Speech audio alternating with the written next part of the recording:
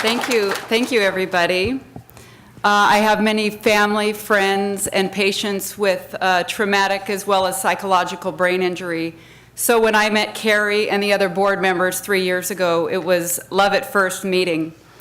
Today I'd like to talk about transformation. I'd like to offer education. And for any of you in the room who have lost hope, I would like to offer new rays of hope. For just a few moments before we talk about transformation, I'd like to ask you all to descend with me for just a minute or two into hopelessness. Everybody cleared their calendar to be here today. We all have extraordinarily busy lives. There were probably one of 25 things you could have been doing today, from cleaning the house or grocery shopping, checking emails, writing bills, working. Everybody in the room on some level or the other is a caretaker. We might be caretaking a loved one with a brain injury. We might be taking care of children or a child with special needs. For some, it's caring for aging parents. For others, you're worried about that family member suffering with a drug addiction or worried constantly about that child with mental illness. And if you know much about history, you've seen since the antiquity, humanity is ripe with despair. We've seen torture, slavery, violence, injustice. If you turn on the news at night, you're riddled with images of mass shootings, the opiate epidemic. We see poverty and homelessness, crime. It's almost difficult just to live in the world sometimes. And each and every person in this room has suffered some type of trial in their life. For some, it's a life-changing blow, and for others, it's been downright tragedy. I don't know what it feels like to be you, but I do know what it feels like to grow up poor. I know what it feels like to have my family one paycheck from homelessness. I know what it feels like to experience different traumas and abuses on different levels. I know what it feels like to be afraid of the world, to be afraid and feel unsafe. I know what it feels like to lose family members to addiction and suicide. And unfortunately, I know what it feels like as a young girl to be attacked on the street by a mask-wearing man. That event would leave me with another kind of brain injury, a psychological brain injury that we're all familiar with, post-traumatic stress disorder. It is a brain injury because it changes the structure and the function of our brain. I have a poem that I wrote. It's in 2 parts. I'm going to read the first part right now, and I'm going to read the second part at the end of the talk today to represent my own transformation. And the first part, it's called "The World Looks a Lot Like Me." The world is dark and lonely. I wish I could cease to be. The world is depressing. I notice it's just like me. The world is sad and gloomy, like an ocean's depth at night. Sunshine nowhere to be found. Darkness overtakes the light. Dark and cloudy skies have seen their share of rain. When will it end? The unrelenting drizzle of constant, nonstop pain. I notice when I need help, there is no one there. I see others taking, using, abusing, rampant selfishness and despair. People, they are tired. They are desperate just like me. They care only for those in their circle, choose only to see what they wish to see. They are cynical and angry, blind, no hope in sight, burn their final bridges like the candle's diminishing light. The world is full of danger, violence, aggression, and crime. We are all robbed and pillaged, it's just a matter of time. Nature rabid with darkness, destruction, death, decay. There is no place for me here. What reason do I have to stay? I am all alone on this dark road, the one of hopelessness and despair. I am disconnected from myself and others. I am lost, lonely, and no longer care. My life is fruitless, a dying and brittle tree. Hopelessness has wrapped its arm tightly. I notice the world looks just like me. And what that means to me, there's an old quote quoted by many different individuals that say, we do not see the world as it is, rather, we see the world as we are. So let's talk about transformation. In the recent past, science taught us that our brain was static, unchanging, and fixed, and we were the victims of the trauma, injury, and tragedies that we incurred. But neuroscience is now teaching us that our brain is malleable, plastic, changeable, and we are the architects of our own future. The word neuroplasticity literally means plastic brain cells. Brain cells, neurons, neuronal connections are created and removed based on the activity that bear them. Simply stated, if you shoot 100 free throws a day with your basketball, or if you practice the piano for an hour a day, we are creating new neuronal connections. If we no longer use that Spanish in conversation that we learned in our college course, we are likely pruning those connections away. Now let's take a look for just a quick moment at some disadvantageous or negative neuroplastic changes. The brain is very complicated, but for the simplicity's sake, we break it down into 3 parts. That lower, that green area, automatic centers, meaning we don't have to think about these things. Breathing, heart rate, blood pressure, digestion. Middle area is what I want to focus a bit on. That's our limbic brain, it's our emotional brain. And what's important about this description of neuroplasticity is it's where our fight or flight response starts. You've all felt that feeling. You know, you're driving down the road, someone almost hits you immediately, within milliseconds, your heart is racing, your breath is fast, you feel the hormones in you, that's fight or flight. And on top there, we have our neocortex, and specifically in the front, behind our forehead, that is our executive center. It allows us to make good decisions, plan, prioritize. So I'm just going to show you, I'm going to do it very briefly, how neuroplasticity can happen negatively. So do we have any active or military or veterans in the room? Oh, wow, quite a few. Okay, thank you. Thank you for your service. So for this example, we're gonna use an individual who's a war fighter. He's active military. He's in Iraq on he's been deployed there and going out on missions every day, seeing the enemy. This is the part of the brain, the amygdala. This is where our fight or flight response starts. Now, this will be going off multiple times a day. It's our alarm center. The danger's coming in through this area. The amygdala tells the adrenal glands on top of our kidneys, release stress hormones, epinephrine, norepinephrine, cortisol. Within milliseconds, the body's flooded with stress hormones. To someone like a military member that's facing life or death every day, or any one of us in this room that experience chronic stress every day, this is happening over and over again. I'll get back in just a moment to how the neuroplasticity is happening, but that's that middle brain being used all the time. The prefrontal cortex, our intelligent brain, when we're under chronic daily stressors, or when you have your military member who's going out on missions and having fight or flight, we are not supposed to be in our intelligent brain. We need to be fighting or fleeing for our life. So the body has a great way of taking our intelligent brain offline. And it does this by constricting the blood vessels, and we lose blood flow. So over time, with chronic stressors or traumas, our intelligent brain loses blood supply. And again, I'll show in just a moment after the 3 parts how that happens. And the third part of the brain that's changed quite significantly, secondary to everyday stress and trauma, is this hippocampus. It's a seahorse-shaped region in the brain. The stress hormone cortisol is toxic to this region. This hippocampus is important for memory. So that person that's under chronic stress, the cortisol's neurotoxic, affecting our hippocampus. It's becoming smaller.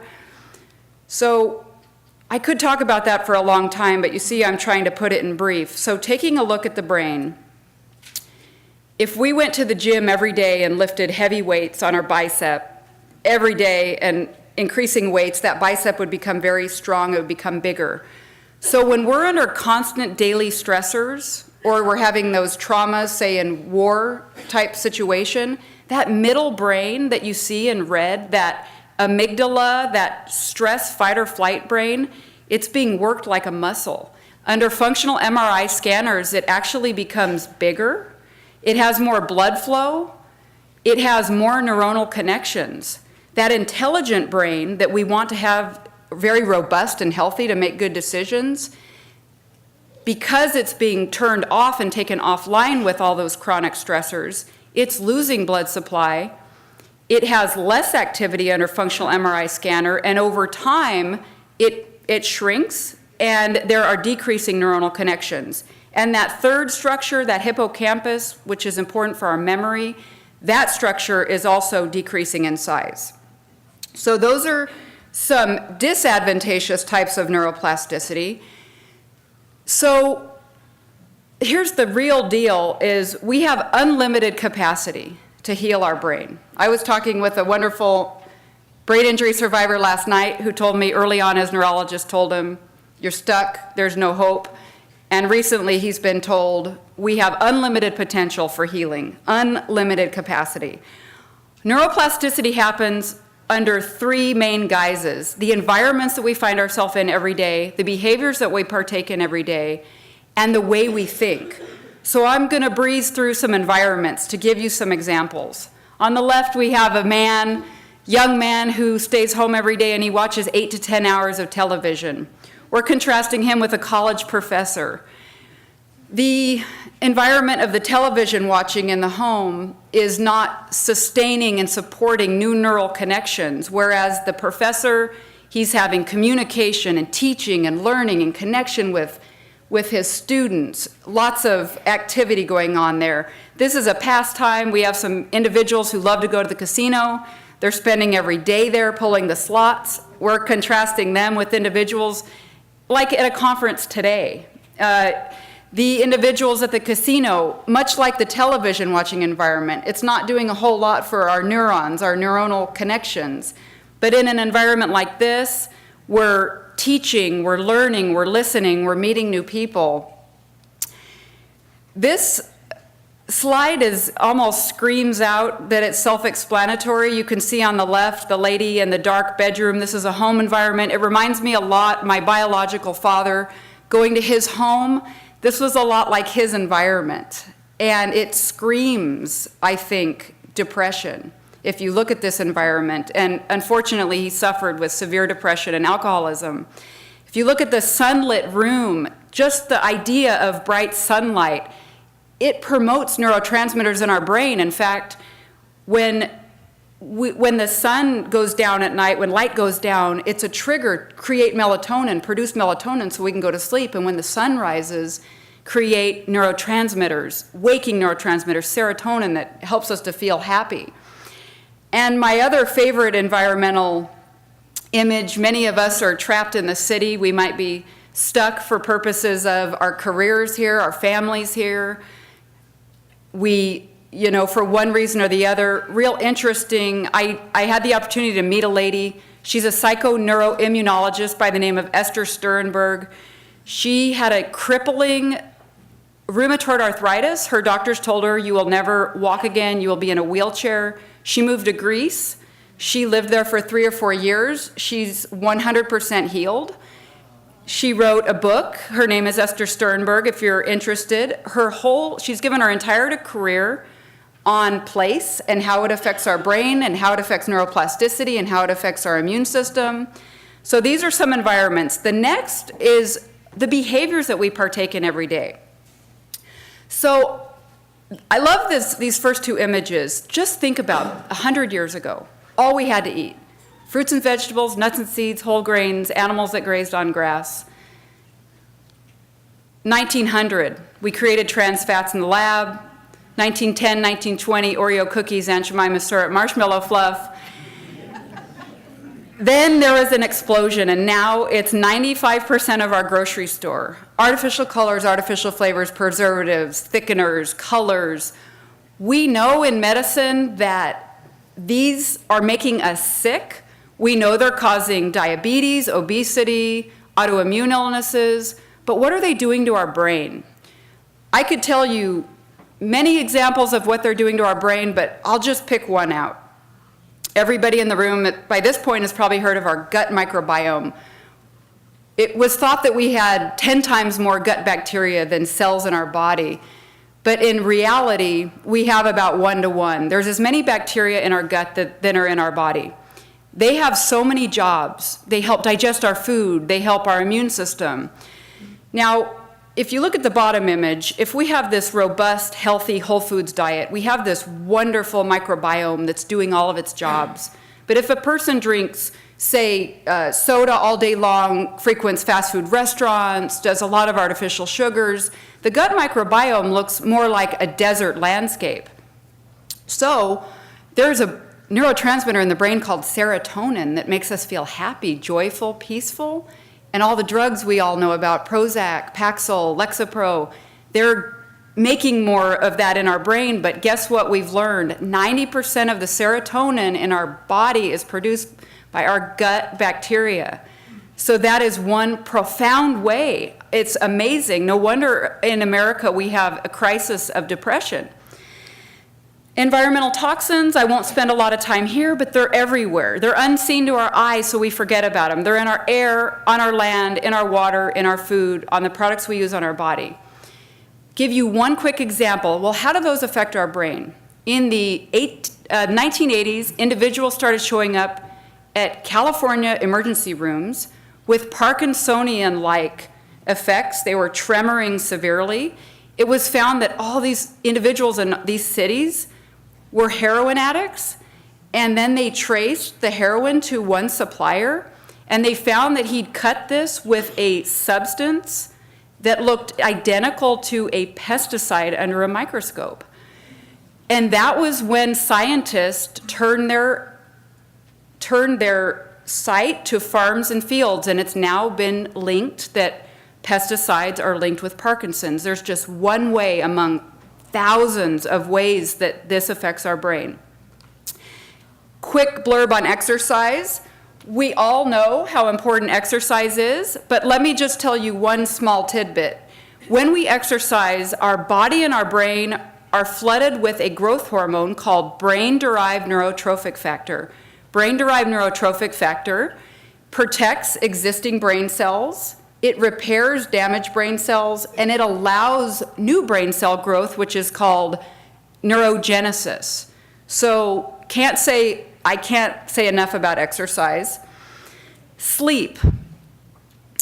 When we sleep, toxins are cleared from our brain, creativity and learning are promoted, and memories are consolidated. Individuals who get less than 6 hours of sleep at night have greater instances of depression.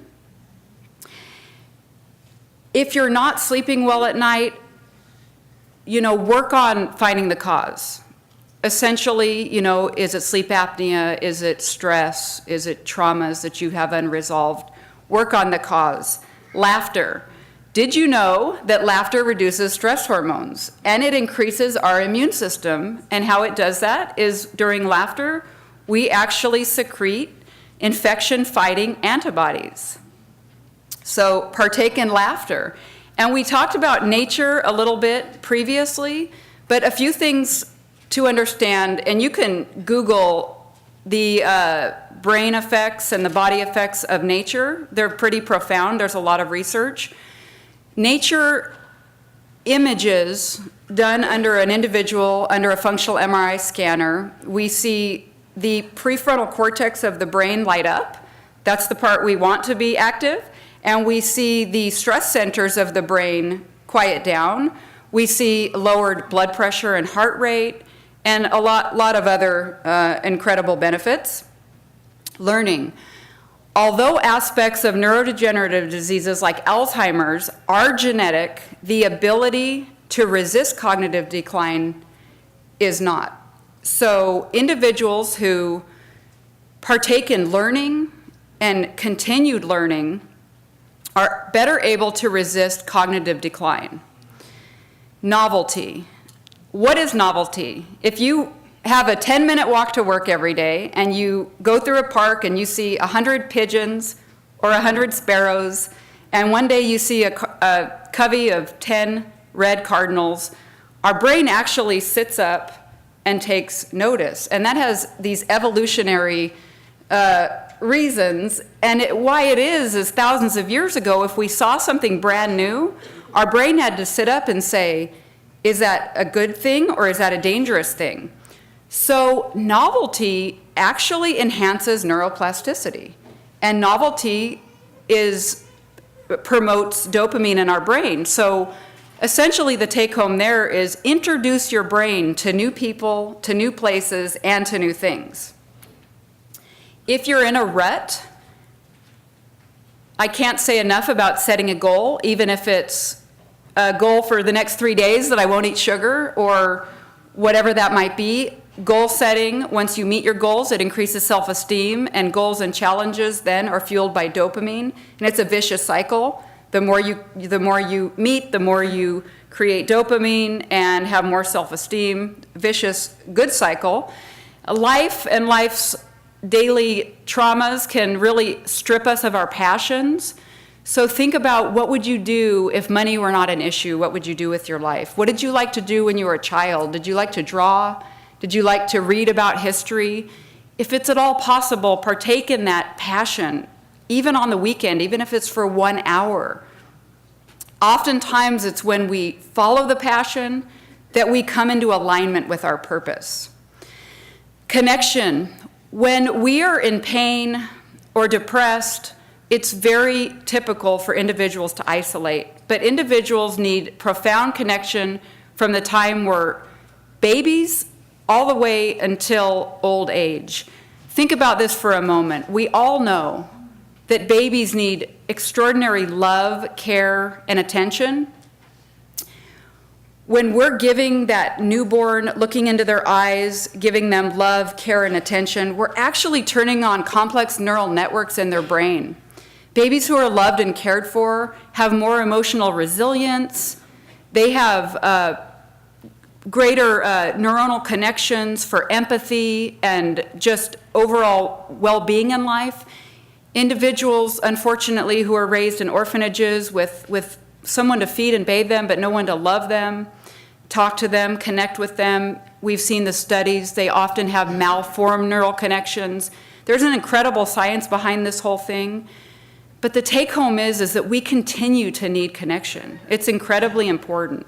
So not only have connection with your loved ones, but it's also important to remember to have positive connections. Surround yourself with people who make you laugh and who are upbeat and happy. Surround yourself with people who inspire you. Those were the two first phases of neuroplasticity: the environments that we find ourselves in, the behaviors that we partake in. But now I want to talk to you for just a couple minutes about our thinking and how that changes our brain. This is the vagus nerve. It starts at the base of our brain and it travels all the way to our gut. It has these wispy fingers that come off of it. Vagus in Latin means wandering. It's the wandering nerve. This is the impetus for mind-body medicine. When I learned mind-body medicine, I said, what is that? It sounded kind of weird. All mind-body medicine is the fact that our mind affects our body in a profound way. I'll give you a quick example. You're lying in bed at night. It's 2 in the morning. Your heart rate is 80 beats a minute. You get up to use the restroom, and now your heart rate is 85 beats a minute. No problem. You go back to bed. The next night, your teenagers are out. One has a new car. And it's 2 in the morning. You've been asleep. The phone rings. Your heart rate was 80 beats a minute. Everyone in the room knows what's happening now. Now your heart rate is 150 beats a minute. Your face has lost its color. You're sick. Something's wrong. You can't breathe. You answer the phone, it's a wrong number. Your children are in the next bedroom sleeping. One tiny thought that started caused a complete fight or flight. What you see on one side is the sympathetic fight or flight nervous system, and the parasympathetic is the rest. If you see the gal in the picture who's chronically worried, and you see the man underneath her who's extraordinarily angry, those become deeply ingrained neuronal pathways. That sounds like bad news, but the good news is, because of neuroplasticity, we can change that. If we all walk through tall grass today, in a line, all of us in the room, that grass would spring right back underneath our feet, right? But if we walk through that same tall grass 30 days, 60 days, 90 days, we would wear a pathway in it. So the same way that we wear these pathways in our brain with these negative, whether they be anxiety or depression or anger or fear, we can change it. We can absolutely change it. Here's a few good ways. Gratitude is so profound on the brain. There's so much research on gratitude.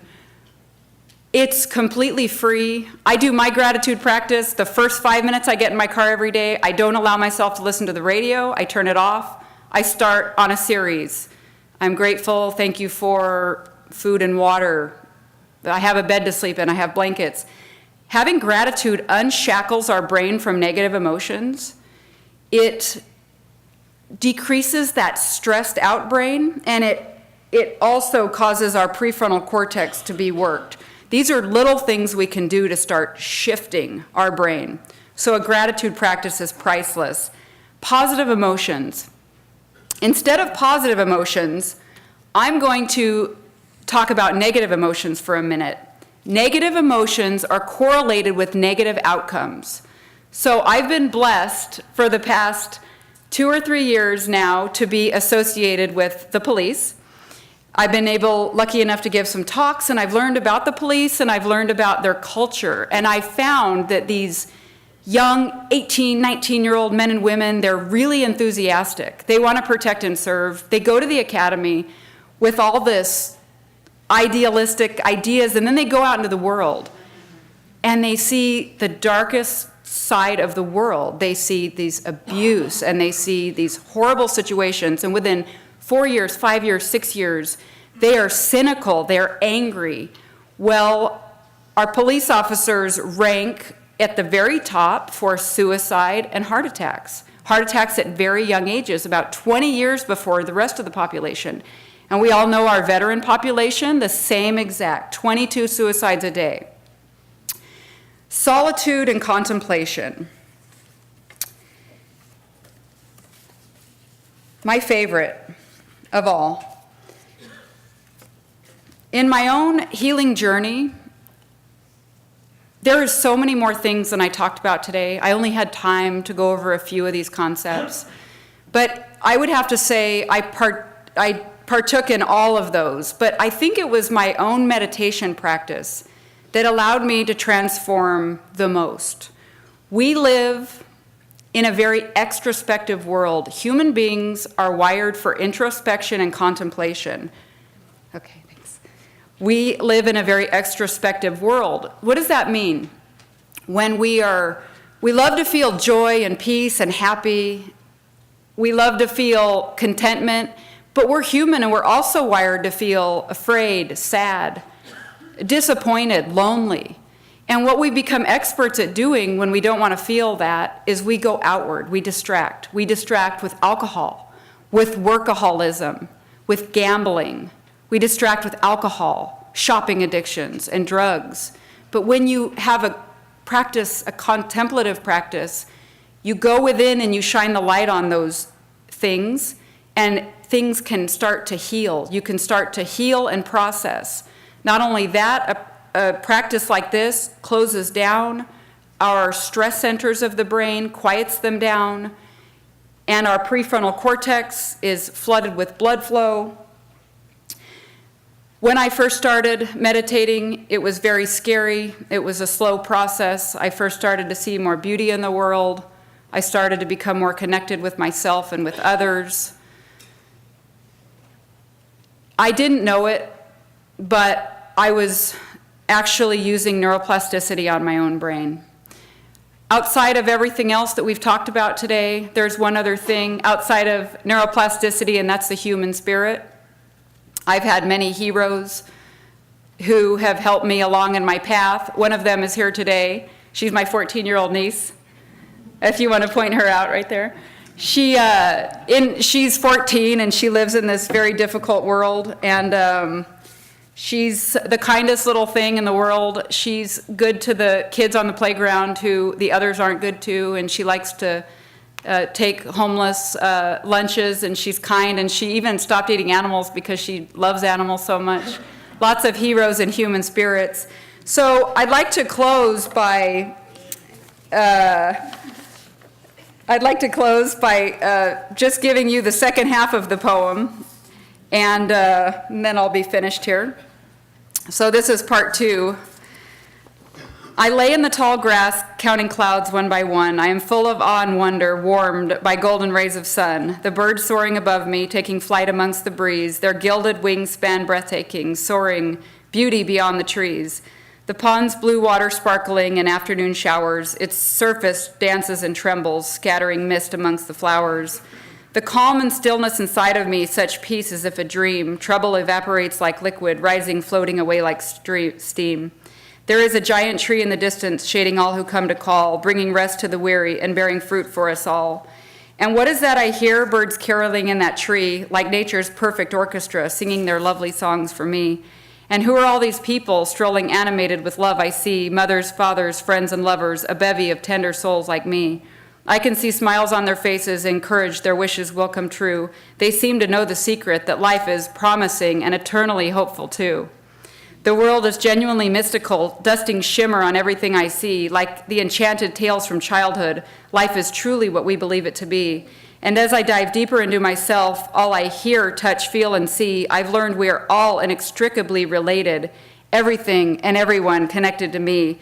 And here, my friends, is the secret. I no longer worry what is to be, because it is not a dark, hopeless world out there. Rather, it's what's inside of us we see. The world is bright and luminous, beauty in the flower, the bird, the bee. Life is eternally magical and hopeful. This world, it looks a lot like me. Thank you.